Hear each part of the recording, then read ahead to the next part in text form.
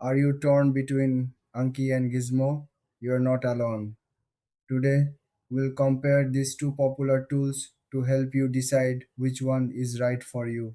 Both Anki and Gizmo are designed to help you learn and remember information. They use flashcards and spaced repetition to make studying more effective, but they have their unique features that set them apart. Let's start with Anki. Anki is a powerful flashcard app. It's great for students and anyone who needs to memorize a lot of information. You can create your own cards or download pre made decks. Anki also allows for images and audio, making learning more engaging. It's open source, meaning it's constantly being improved by users. Now, let's look at Gizmo. Gizmo is more user friendly and visually appealing. It focuses on simplicity, making it easy for beginners to pick up.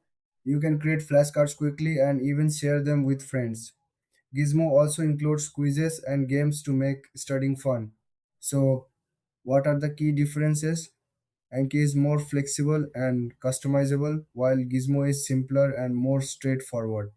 If you love control over your study materials, Anki is a great choice. But if you prefer something easy to use, Gizmo might be better.